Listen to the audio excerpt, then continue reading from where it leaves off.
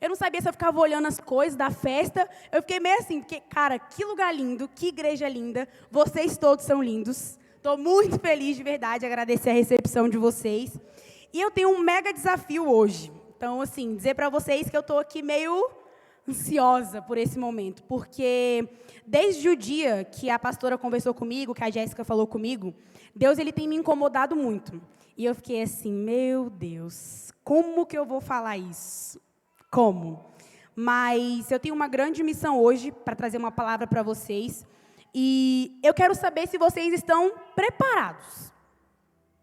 A cara de vocês assim, será que eu estou preparado porque essa menina vai falar? Sei não. É melhor não falar que estou, né? Que às vezes eu não estou.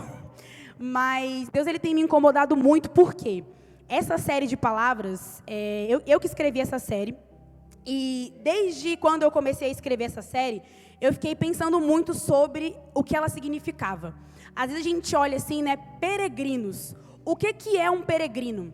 Às vezes você olhou e falou assim, rapaz, cada dia que passa o Arena Jovem inventa um trem mais diferente do que o outro. E você não se atentou no significado dessa palavra. Peregrino é uma pessoa que está de passagem. Ela tem uma jornada, mas ela não chegou ainda onde ela quer chegar. Né? Se você for ler os livros de história e tudo mais, olha que engraçado, né? Bem no dia da festa das regiões. Um peregrino seria uma pessoa que ele passa pela região nordeste, vai na região norte, ele caminha para vários lugares para chegar até algum lugar. E o maior peregrino que já existiu foi Jesus. Porque Jesus ele era um homem que sabia que o lugar dele não era aqui, que ele estava de passagem. Mas a questão é, como vai ser a sua passagem? O que eu quero que você já saiba hoje, logo de cara, é que todos nós somos peregrinos. E ser um peregrino é um desafio muito grande, porque existem pessoas que vão estar na terra, vão ser peregrinos e não vão construir nada. E existem pessoas que vão estar aqui, são peregrinos e vão deixar um legado. E ao longo das semanas nessa série, a cada semana você vai conhecer uma característica que um peregrino precisa ter. E hoje a gente vai falar sobre uma característica que é uma característica difícil. Nem todas as pessoas têm essa característica. E eu vou te contar o porquê. Essa característica é o quebrantado. Todo peregrino precisa ser quebrantado. Quando a gente fala sobre quebrantado, as pessoas têm na mente dela que aquela pessoa quebrantada é aquela pessoa que chora. Tem, assim, né? Eu quero saber aqui. Tem pessoas, eu conheço 3 tipos de pessoa. Tem aquela pessoa que chora por tudo. Bateu o dedinho e começa a chorar. Não conseguiu fazer a unha, a mulher começa a chorar. Tem um homem, eu não vou dizer quem é para não expor, mas que se o Flamengo perder, chora. Chora. O Flamengo perde e chora. Tem gente que por qualquer coisa chora. Tem pessoas que já são aquelas pessoas imbatíveis. Oxe, eu não choro não. Pode acontecer o que for, não cai uma lágrima. É aquela pessoa seca que não chora por nada. O mundo está acabando, a pessoa não chora. Tem gente, né, que é que nem eu. Eu quase nunca choro, mas também quando chora, para parar de chorar é só um milagre. E existem as pessoas que são quebrantadas. Aquelas pessoas que choram na hora certa, para a pessoa certa e no lugar certo. E é sobre isso que a gente vai falar hoje. Eu preciso de 2 pessoas aqui. Eu preciso de uma pessoa que esteja na igreja há menos de 6 meses. Ou é a primeira vez que você veio aqui hoje. Preciso de um voluntário. Uma pessoa que está na igreja há menos de 6 meses. Quem pode ser essa pessoa para vir aqui para mim bem rapidinho? É um voluntário para fazer uma coisa bem fácil.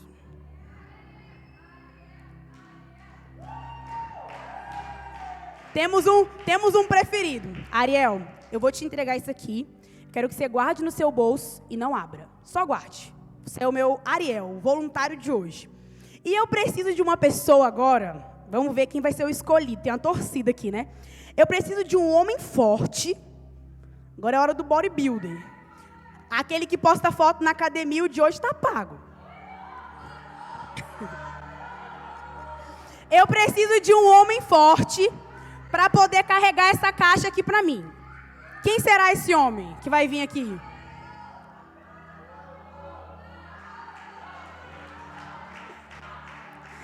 O bom é que tem sempre uma torcida, né? Não é eu mesmo, eu vou falar o outro. Pode subir aqui para mim, por favor.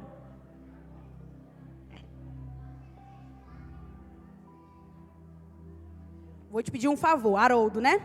Haroldo, você hoje é meu parceiro, velho. Pega aqui essa caixa para mim, por favor. Você pode ficar virado para eles. Tá leve? Tá de boa. Dá para ficar aí tranquilo? Dá. Então, beleza. Então, fica aí um pouquinho, Haroldo, para mim. Segura aí. Enquanto o Haroldo está aqui segurando para mim essa caixa, que ele é forte. Então, vamos lá. Eu queria começar hoje contando uma história para vocês, que está lá em 1 Samuel 1, do 1 ao 18.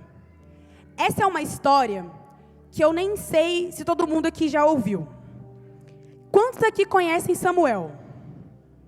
O profeta Samuel.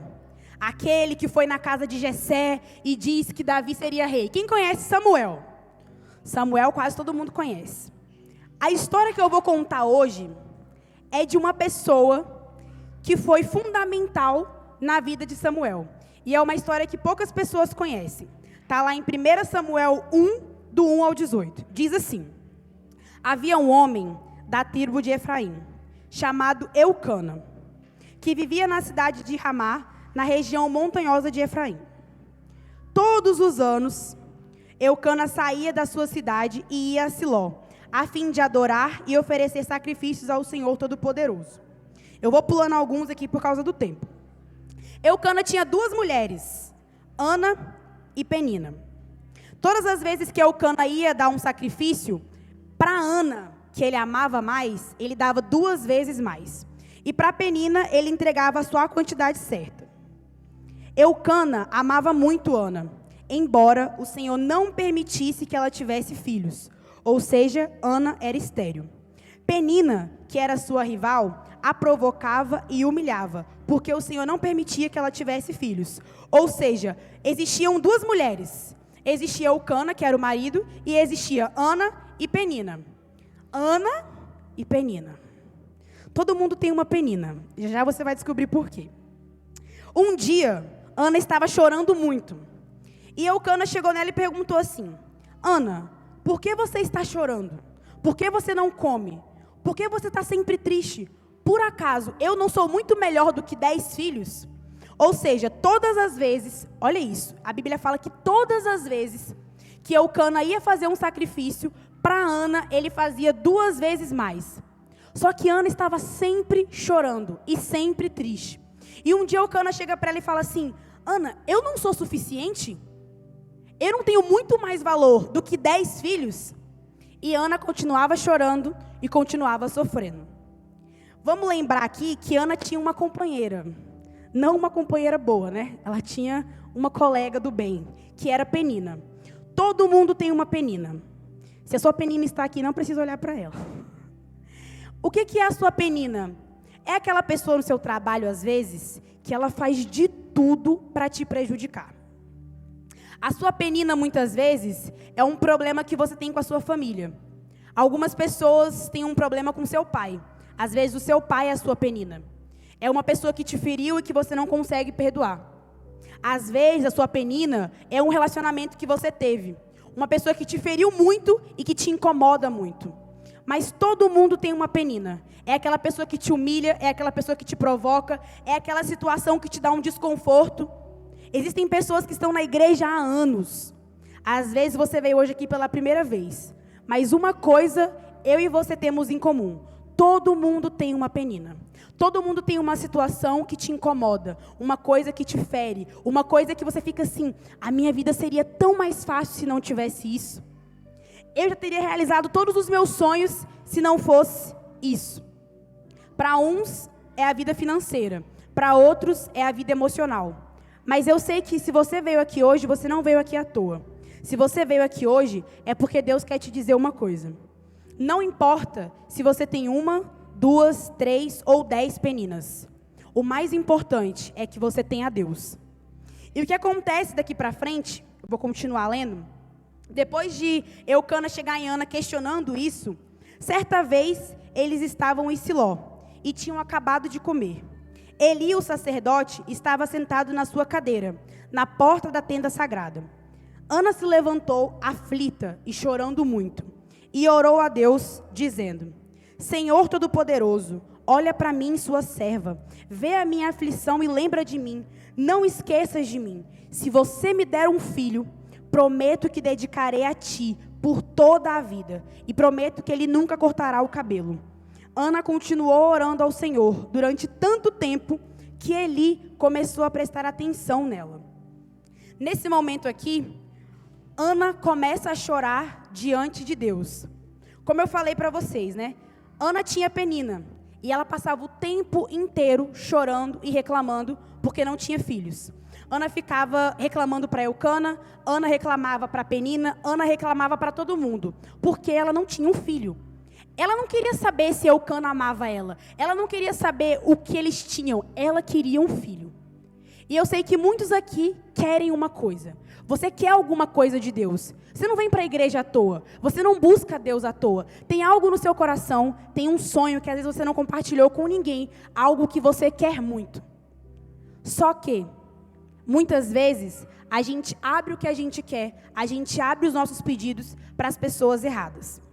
Vou contar para vocês uma situação que está acontecendo comigo já tem algumas semanas. Na verdade, 2 semanas. Na semana passada, eu acordei de manhã, na quinta-feira passada, com um incômodo assim no canto da boca. Falei, nossa, minha boca está doendo, meu dente está doendo. Fui trabalhar na quinta, na sexta, teve a arena, o culto. Na segunda, quando eu acordei, eu percebi que o meu siso estava nascendo. E aí começou a saga do siso. Liguei para minha mãe, chamada de vídeo. Mãe, meu siso está nascendo, olha só, não sei o que, mostrei para minha mãe. Aí cheguei no trabalho, contei para todo mundo no trabalho. E aí cada pessoa tinha uma história, né? Uma pior que a outra. Pô, um dia eu fui tirar o siso, a anestesia não pegou, não. Assim, mas se você quiser tirar o seu, aí já falei, não vou tirar nunca. E meu dente doendo. E aí eu perguntava, sabe algum remédio para dor de dente? Perguntei para umas 10 pessoas.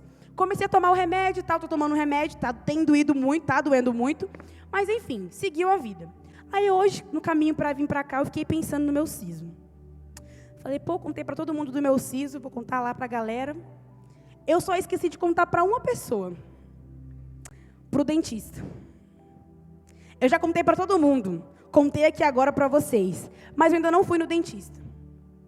O dentista, ele é o especialista no dente.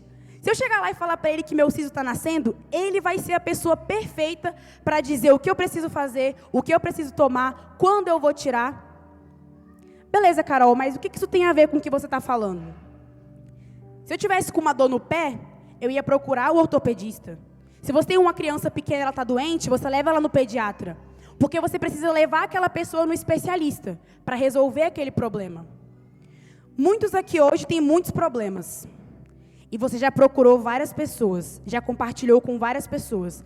Muitas vezes guardou para você. Só que você ainda não foi atrás do especialista. O especialista para resolver os seus problemas é Deus. Só que muitas vezes, ele é a última pessoa que você procura. Você procura todo mundo, você compartilha com todo mundo, mas o especialista você não procura.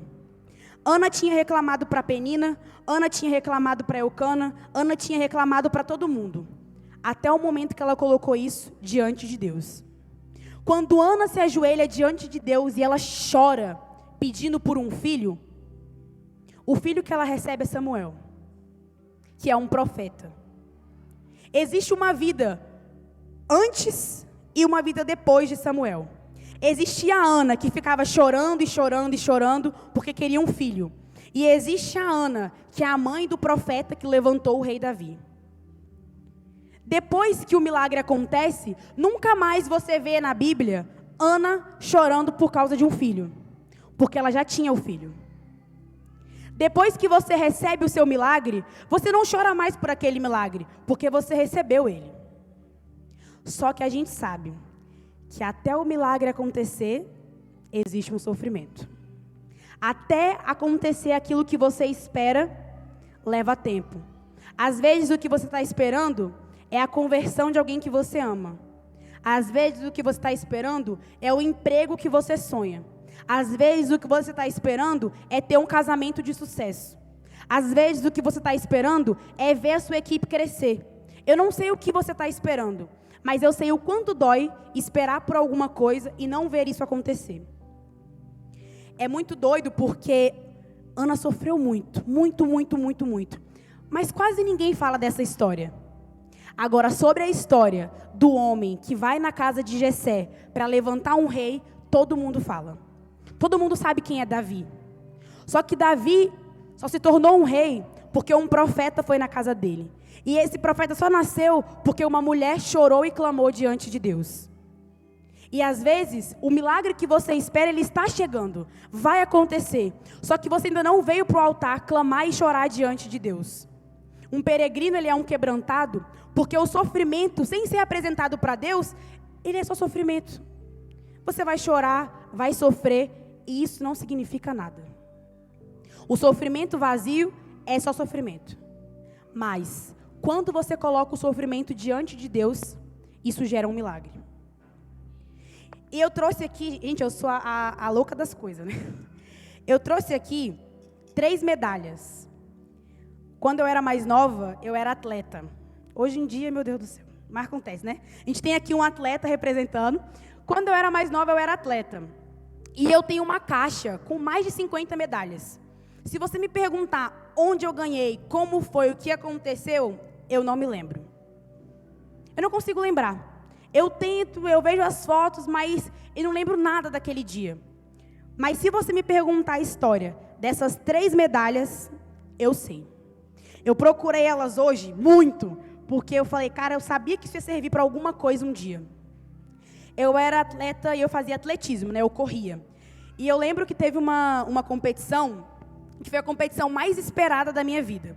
Eu treinei um ano inteiro só para aquele dia. Ou seja, segunda, quarta, sexta e sábado de manhã, eu ia para o treinamento e eu ficava 3 horas treinando. 3 horas sem parar. Nos outros dias da semana que eu não estava treinando, eu estava desejando esse dia. Eu fiz jejum, oração, foi um ano de preparação só para esse dia acontecer. Essa competição aconteceu no Rio de Janeiro. Ou seja, eu viajei para o Rio de Janeiro. Eu fiquei lá, criando expectativa para aquele dia. Liguei para minha líder, para minha mãe, para minha família inteira. Todo mundo orou por mim. Eu falei, cara, não tem como. Essa é a competição que eu vou ganhar. Tem um ano que eu estou me preparando, não tem chances de eu perder. Beleza. Cheguei na competição super empolgada. E antes, né, acredito que isso é em todo esporte. Antes de ter a competição valendo, tem um tempo ali de aquecimento, que você pode correr para se soltar, para conhecer o espaço, enfim. E nesse momento, eu estava lá, aquecendo, fui fazer um treinamento com uma colega minha e distendi o músculo. Distendi a posterior. Eu lembro que na hora que a gente estava lá correndo, quando eu senti a perna, eu falei assim, não é mentira. Não é possível. E eu fiquei parada assim, ó, em choque. Falei, não, isso não aconteceu. Isso não está acontecendo. E aí eu lembro que veio todo mundo em cima, que todo mundo fica desesperado, né? Todo mundo em cima, e aí a minha treinadora na época, deita no chão, não sei o quê, pegando coisa para passar na perna. E eu fiquei em choque. Todo mundo em cima de mim, e eu fiquei em choque. A minha cabeça só ficava assim, eu não acredito que isso aconteceu. Eu não acredito que isso aconteceu. E aí, beleza. Fiquei lá, comecei a chorar, né? Que eu sou do time que chora. Fiquei lá chorando. Liguei para minha mãe, né? Ligaram para minha mãe para falar que eu tinha me machucado. E aí as pessoas contam as notícias, né? Do jeito mais... O nome da minha mãe é Rose. E aí ligaram assim, Dona Rose, a sua filha acabou de se ferir aqui, tá lesionada, vai ficar sem andar e não sei o quê. Aí minha mãe já ficou desesperada e me ligou. Na hora que minha mãe me ligou, ela falou assim, o que aconteceu? Eu falei, mãe, eu não sei. Eu estava ali agora, aquecendo, e eu me machuquei. E naquela hora começou a passar um filme na minha cabeça. 1 ano. 1 ano me preparando para um dia, para uma corrida de 2 minutos. E por causa de uma besteira, era como se tudo tivesse se perdido. E depois de chorar muito e ficar lá sentada com todo mundo olhando com aquela cara de, pô, velho, acredito não. Eu falei, quer saber de uma coisa? Eu vou falar com uma pessoa que pode me ajudar. Porque ninguém podia me ajudar. E eu lembro que eu saí, e todo mundo me olhando, não, você não pode andar, não sei o quê. E eu fui mancando, quietinha na minha. Eu sentei lá no topo da arquibancada, e eu comecei a falar com Deus. E eu lembro que nesse dia, eu primeiro briguei com Deus, porque todo mundo tem esse momento. Quando acontece uma coisa que você não espera, ou que você não concorda, você questiona Deus. E eu comecei a questionar. Deus, por que isso aconteceu? Por que o Senhor fez assim? Eu estou me preparando tem 1 ano. Poxa, eu estou na igreja, eu sou líder, eu me entrego, eu me esforço. Isso aqui é o sonho da minha vida. E eu reclamando. E aí teve uma hora que eu falei assim para Deus: eu não me preparei 1 ano à toa. Eu não me esforcei 1 ano à toa. Se o Senhor é Deus, o Senhor vai me curar agora.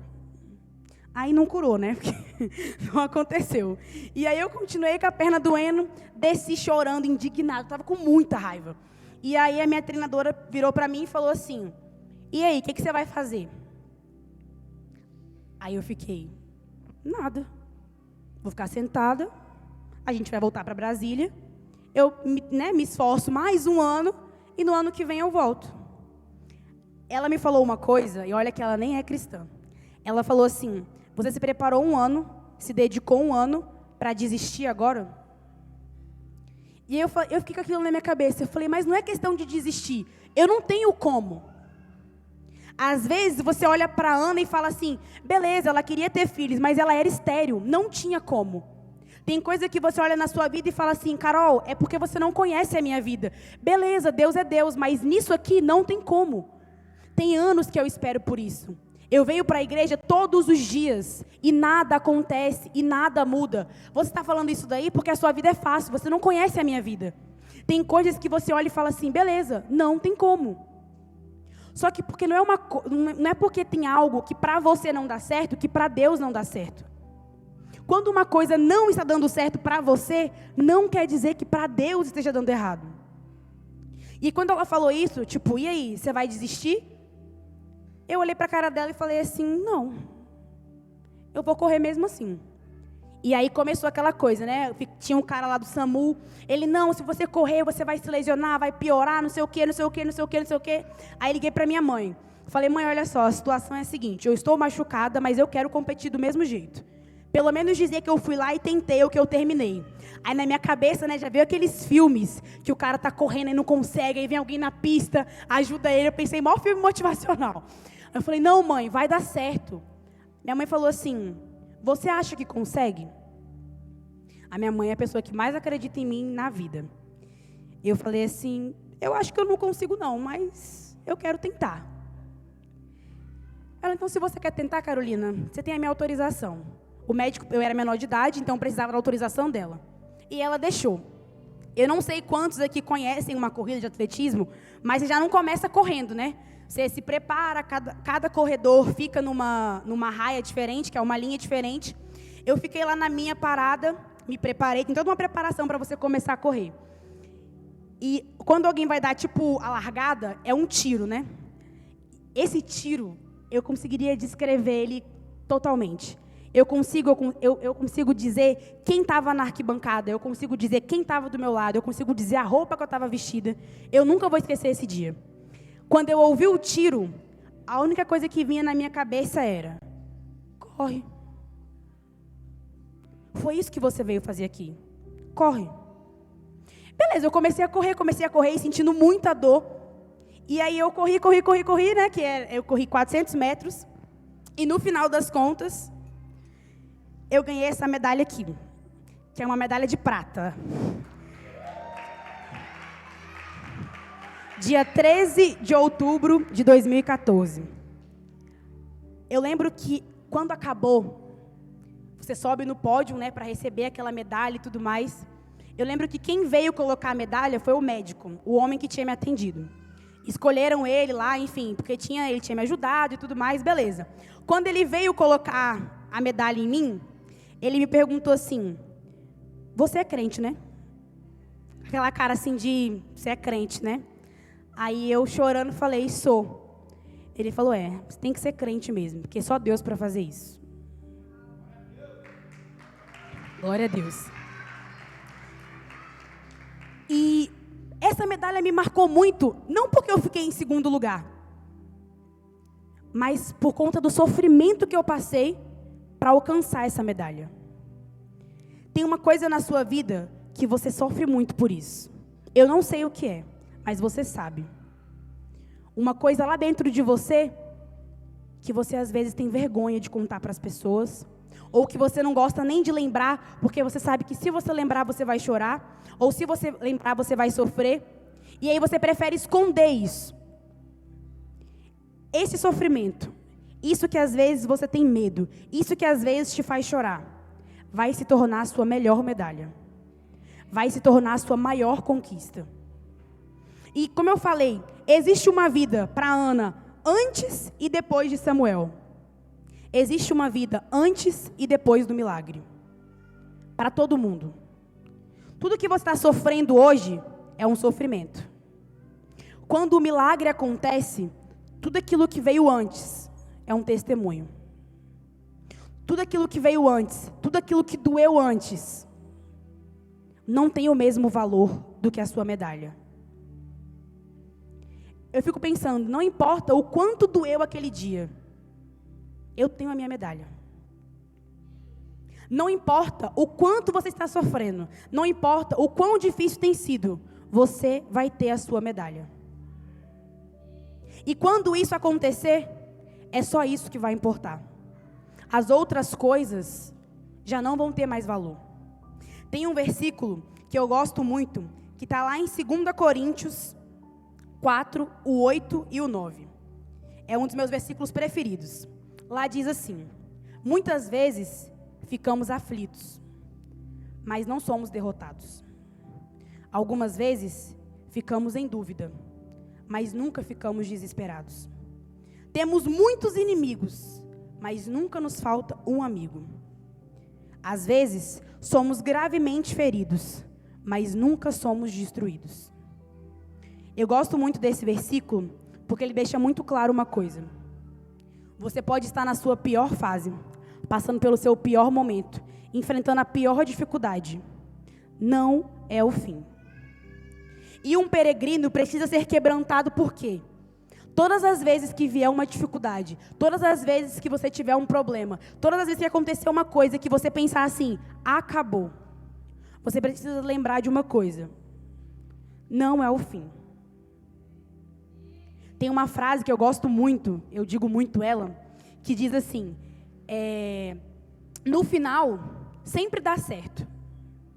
Se não deu certo ainda, é porque não chegou o final. E muitas vezes, eu sei, porque eu passo por isso, você fala assim, Carol, mas o que eu quero pedir para Deus é uma besteira. É uma coisa assim, não precisa pedir não. E eu estava falando para o Joab, né? Assim que a gente casou, né, a gente era muito rico, né, a gente mora no Lago Sul, quem dera. A gente passava muita dificuldade financeira, né? Todo recém-casado que casa na esperança, né, ali de que Deus vai abençoar, Deus abençoa. Mas é devagar, né? Aos poucos. E aí eu lembro que a gente foi lanchar, a gente tinha o dinheiro certinho de lanchar. Tinha R$24, acho que o sanduíche era R$12 de cada um, tipo um bomba, né? E aí a gente chegou no cara lá, e eu já falou assim, moço, eu quero 2 cheeseburger, né? Que é pão, carne e queijo. E na minha cabeça, eu queria muito que colocasse bacon. Só que para colocar bacon era R$2, eu não tinha R$2. Aí ele falando com o homem, eu fiquei bem assim, Deus, manda ele botar bacon, bota o bacon sem querer, moço, bota o bacon sem querer, moço, bota o bacon sem querer. Parecia uma besteira, né? E aí o cara virou e falou assim, patrão, tem um bacon aqui, pode botar no sanduíche? Quando ele falou isso, parecia que eu tinha ganhado um mundo. Eu falei, pode, moço, não tem problema não. Tipo assim, uma alegria por causa de bacon. Uma coisa tão pequena. Às vezes você olha e fala assim, Carol, o que eu quero pedir para Deus é tão pequeno. Não ache que o seu sonho é pequeno. Parece uma besteira falar isso. Mas naquele dia, eu só queria um pouquinho de bacon. E eu pedi para a única pessoa que podia dar um jeito. Na simplicidade ou na grandeza, Deus age. Ele não quer saber se é uma coisa pequena ou se é uma coisa grande. Se é o que você quer, Ele age. Existem situações pequenas e situações grandes. Eu lembro do dia em que aconteceu uma situação na minha casa. Eu sou da igreja desde 2012. E o meu pai nunca concordou muito com isso. Hoje em dia, graças a Deus, ele aceita, ele entende. Mas na época ele não entendia. E eu lembro que chegou um período em que ele falou assim: ou você fica na minha casa e obedece as minhas regras, ou você vai embora e fica na sua igreja. E aí ele me mandou embora. Na verdade, ele não me deu muita opção, né? E eu tive que começar a morar sozinha. E eu lembro que no dia eu comecei a morar num quarto, né? Aluguei um quarto. E aí nesse quarto eu coloquei o fogão, a geladeira e tal. E eu lembro que o primeiro dia que eu fui dormir nesse lugar, eu cheguei era um quadrado assim, literalmente. Tipo, da onde o Haroldo tá até aqui, assim, ó. Tinha a cama, aí para ir para o banheiro eu tinha que sentar na cama para poder chegar no banheiro. Era bem pequenininho. Eu lembro que no dia que eu cheguei para dormir lá, eu entrei, eu olhei para aquele lugar e eu só conseguia chorar. Chorar. Eu comecei a me questionar. Eu perguntei para Deus se valia a pena fazer o que eu estava fazendo, se valia a pena servir Ele. Poxa, Deus, como que eu estou te servindo e eu tenho que abrir mão da minha família? Como que eu estou te servindo e eu tenho que passar necessidade? E eu lembro que esse dia eu chorei muito. Muito. Estava até falando para o Joab, foi um dos dias que eu mais chorei na vida. Porque eu me senti sozinha, não tinha ninguém lá comigo. Eu achava que eu estava sozinha. Eu olhei para aquele lugar e parecia que aquilo ali era o fim de tudo. Eu falei, caraca, eu estou há anos na igreja, lutando, me entregando, me doando, para o meu testemunho ser isso daqui. E eu lembro que nesse dia, eu fiz uma oração. Nos piores dias, lembre-se de fazer uma oração. E eu lembro que nesse dia, eu ajoelhei lá na cama, que era um cantinho bem apertadinho, eu coloquei um louvor, e eu fiz uma oração para Deus, que foi uma das orações mais sinceras que eu já fiz na vida. Eu não pedi para Deus me dar uma casa maior. Eu não pedi para Deus mudar o coração do meu pai. Eu não pedi para Deus me dar dinheiro. Eu pedi para Deus, Deus, me dá força para eu continuar fazendo o que eu preciso fazer. Porque mesmo que eu não entenda, mesmo que eu não quisesse estar aqui, se o Senhor quer que eu esteja aqui, tem um propósito. Muitas vezes, quando Deus não te dá o que você quer, quando Deus não faz da maneira como você esperava, ao invés de você ir para o altar, ao invés de você pedir para Ele te fortalecer para vencer aquilo, você pede para Ele tirar aquilo da sua vida. Coisas ruins acontecem para formar pessoas boas. Você pode não entender, você pode não compreender, mas se é assim que Deus está fazendo, é assim que tem que ser. Deus não faz nada errado. E é muito doido, né?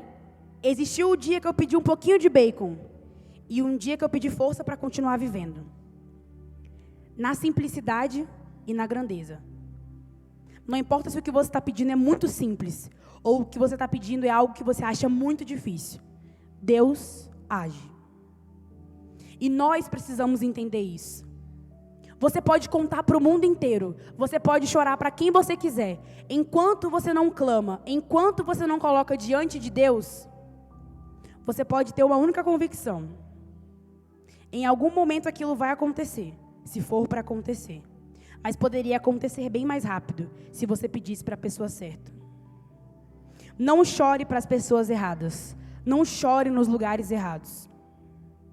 Ana chorou diante de Deus. Por isso Samuel veio. Existe aquele amigo, aquela pessoa, que quando você está passando por uma dificuldade, você vai abrir aquilo para ela, aquela pessoa menospreza a sua dor. Ou aquela pessoa olha para você e fala, para de besteira, levanta essa cabeça, eu já passei por isso aí. Só quem vive a dor sabe como ela é. Só quem está passando pela dificuldade sabe como a dificuldade é. E em vários momentos na Bíblia, Jesus chega nas pessoas e faz assim, o que você quer que eu te faça? Eu até fico brincando às vezes, porque, imagina, né? Tem um homem cego, e Jesus chega no homem cego e fala assim, o que você quer que eu faça? O homem, se o homem é cego, o homem quer ver. É óbvio. Aí você se pergunta, se é tão óbvio, para que Jesus pergunta? Quando ele vai curar o paralítico, ele pergunta, o que queres que eu te faça? Ele pergunta. Hoje, Jesus olha para você e pergunta: o que queres que eu te faça? Ele quer ouvir de você. Ele quer que você diga para ele. Ah, Carol, mas Jesus, Deus, ele não é onipresente? Ele não vê todas as coisas? Ele sabe o que eu quero. Ele quer ouvir de você. O que queres que eu te faça? Não preocupado com o que as pessoas vão pensar. Não preocupado em quando ele vai fazer. Mas simplesmente preocupado em se quebrantar diante dele.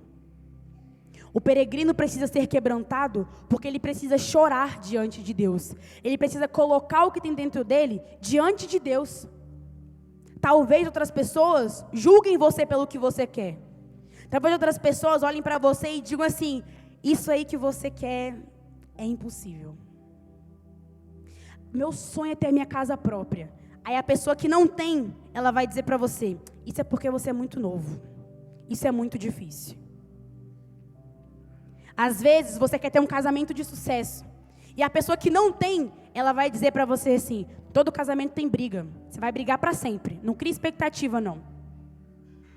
Às vezes o que você quer é ser um obreiro, é crescer na igreja, é ver a sua igreja crescendo. A pessoa que não conseguiu fazer isso, ela vai dizer assim para você: não é tão fácil quanto você pensa. As pessoas que não conseguem, ou as pessoas que desistem, não aceitam que outras pessoas consigam. Ela vai fazer de tudo para que você desista também. Que ela não quer ficar sozinha. Não chore para as pessoas erradas. Não abra o seu coração para a pessoa errada. A pessoa errada nunca vai dar um conselho certo. Quando você vem para esse lugar aqui, que é o altar, que é o lugar mais poderoso que existe, ou quando você chega na sua casa, entra no seu quarto, se ajoelha na sua cama, nesse momento, você está falando com o especialista em fazer milagres. Como eu falei no início, o meu problema é o meu dente. Eu preciso procurar um dentista. Eu sei disso. Quanto mais tempo eu demorar a procurar, mais dor eu vou sentir. Deus é o especialista em fazer milagres. Quanto mais tempo você demorar para buscar Ele, para procurar Ele, mais você vai sofrer. Você não precisa sofrer à toa.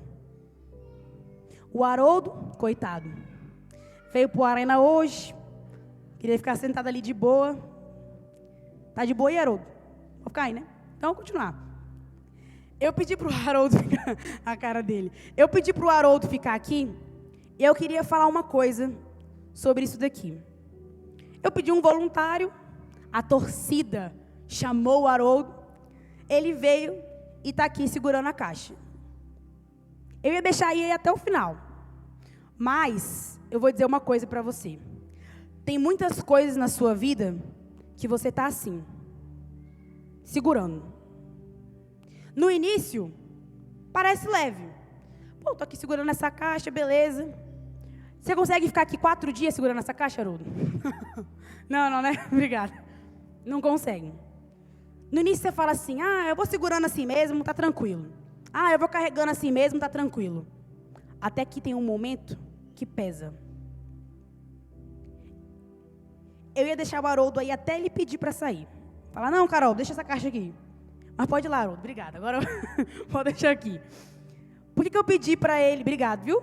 Por que eu pedi para ele ficar segurando essa caixa?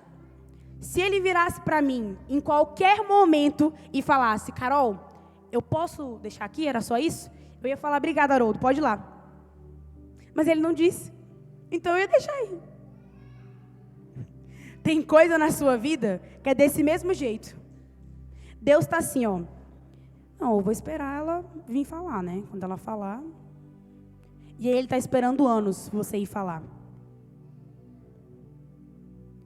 E ele vai continuar esperando. Porque todo dia ele te pergunta: o que queres que eu te faça? E você nunca diz nada? Então você não quer que ele faça nada.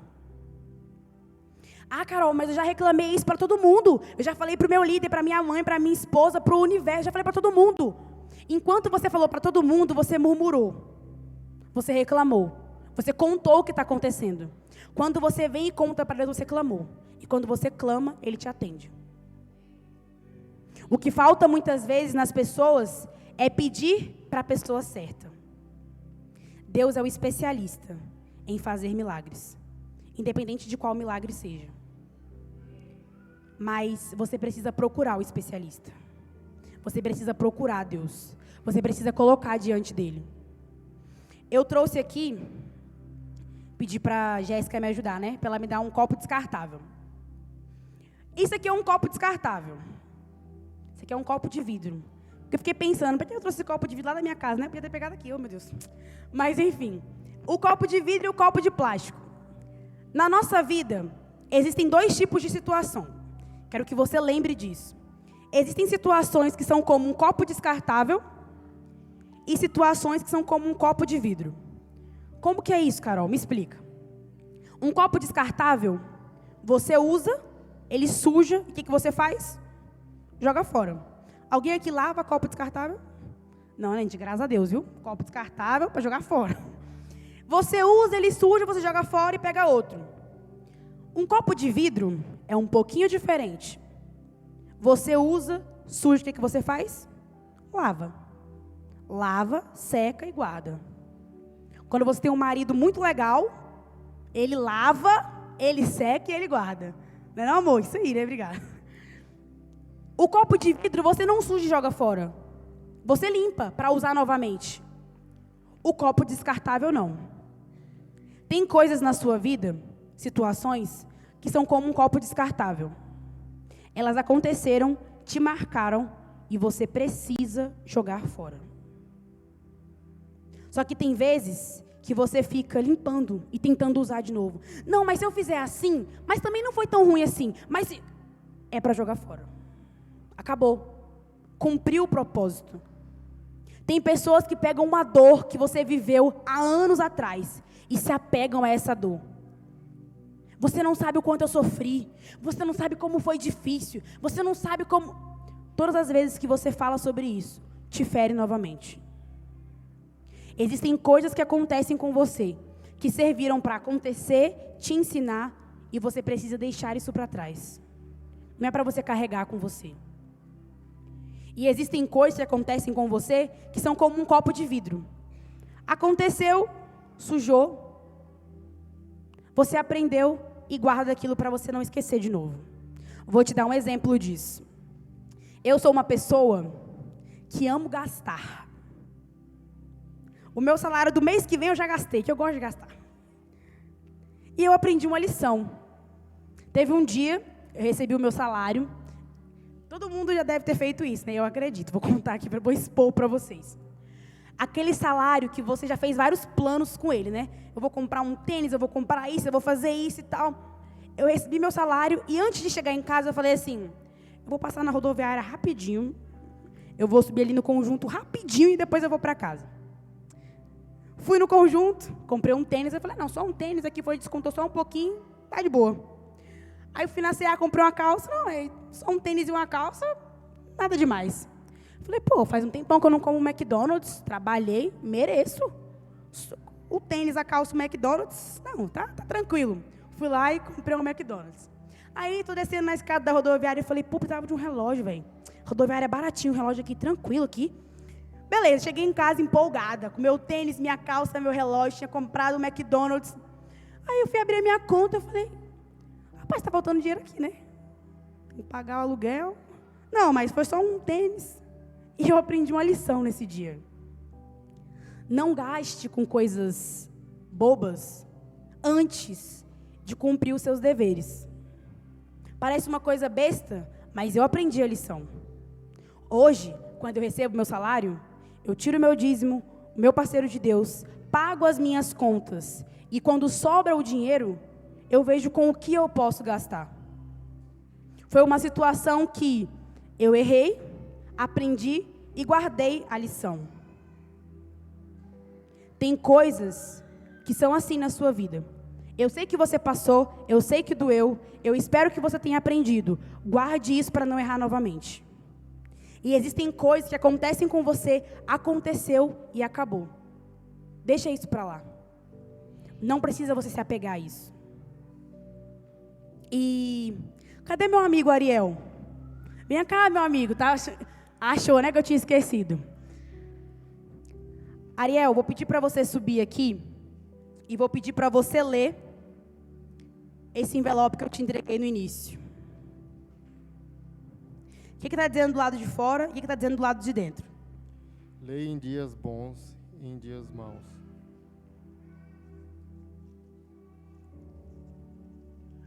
Vai passar.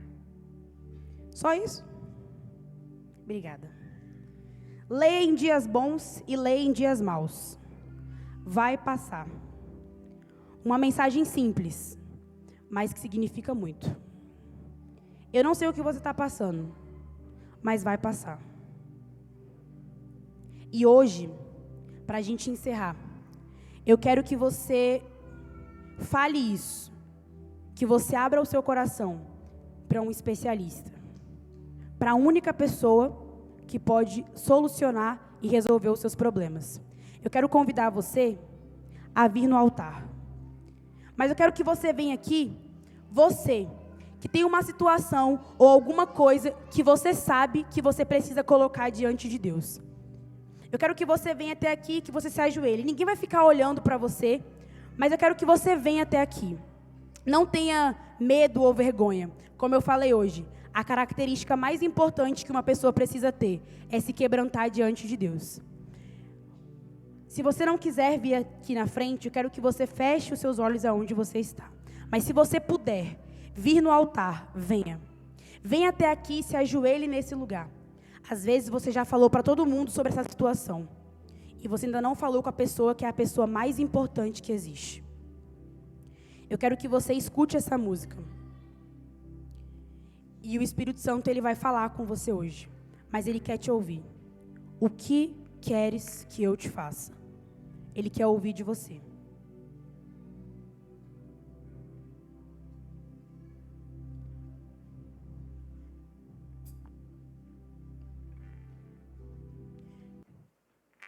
Eu quero que você diga isso para Deus hoje.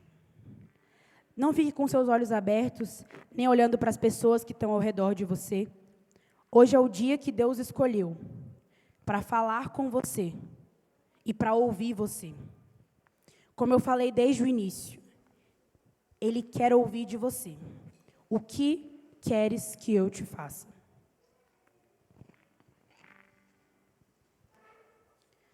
Às vezes você já falou isso para tantas pessoas e ainda não teve a oportunidade de falar para o especialista. Hoje é o dia que Ele quer ouvir de você. O que tem te ferido, o que tem te machucado, o que tem doído. Ele quer que você diga para Ele. Às vezes você já chorou por causa disso. Hoje é o dia de você chorar e de você colocar isso diante de Deus.